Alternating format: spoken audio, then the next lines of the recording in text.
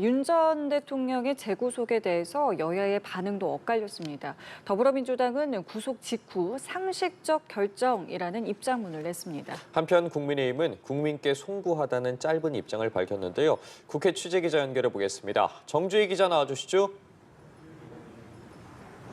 네, 민주당은 윤 전 대통령 구속 직후 박상혁 수석대변인 명의로 입장문을 내고 정의를 바로 세우기 위한 상식적인 결정이라고 밝혔습니다. 내란 수괴와 공범, 동조 세력의 죄를 제대로 밝히고 처벌해야 한다면서 특검에 더욱 엄정한 수사를 통해 진상을 명명백백히 밝혀달라고 촉구했습니다.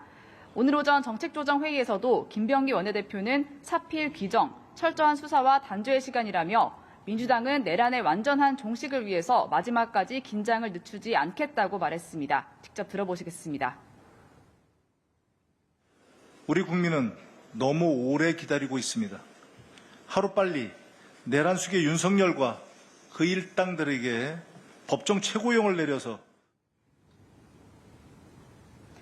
반면 국민의힘은 윤석열 전 대통령 구속에 공식적인 입장을 내진 않았는데요. 송원석 비상대책위원장은 오늘 오전 비대위 회의를 마친 뒤 전직 대통령이 또다시 구속됐다며 국민께 송구하다는 입장을 밝혔습니다. 직접 들어보시겠습니다.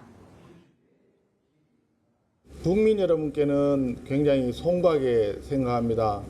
매우 안타까운 일이 벌어졌습니다. 다만 수사와 재판은 법과 원칙에 따라서 정당하게 또 공정하게.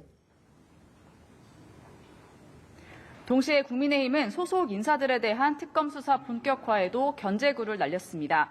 특히 특검이 윤상현 의원의 사무실과 자택을 압수수색하고 원희룡 전 국토교통부 장관에 대해 출국 금지 조치를 한 것을 가리켜 정치 보복이며 야당 탄압이라고 날을 세웠습니다. 네, 한편 오늘 민주당에서는 당대표 선거 후보 등록을 실시하는데 정청래, 박찬대 의원 2파전으로 확정이 좀 되는 분위기입니까? 네, 8월 2일 전당대회를 여는 민주당의 당대표 선거 후보 등록이 오늘 시작됐는데요. 4선의 정청래 의원과 3선 박찬대 의원이 나란히 후보 등록을 마쳐 양자 대결 구도로 확정되는 분위기입니다. 두 후보 모두 첫 일성에서부터 당원 표심을 공략했는데요. 정 의원은 개혁 당대표가 돼서 이재명 정부 성공의 첫 단추를 채우겠다며 자신의 유튜브 채널을 통해 10대 혁신 공약을 발표했습니다. 내란 세력 척결을 위한 특별위원회를 설치하고 TF를 가동해 추석 전 검찰, 사법, 언론 개혁을 마무리하겠다고 강조했는데요. 여기에 원내대표, 국회의장 경선에 권리당원 참여를 늘리고 내년 지방선거 공천혁명을 이루겠다면서 진짜 당원 주권 정당을 만들겠다고 약속했습니다.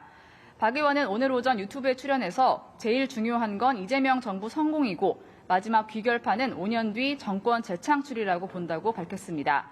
이를 위해 가장 중요한 시점은 지금이라면서 당대표의 잔여 임기가 1년인 이때 당정대 원팀을 만들어서 이재명 정부가 반드시 성공해야 하지 않겠냐고 강조했습니다.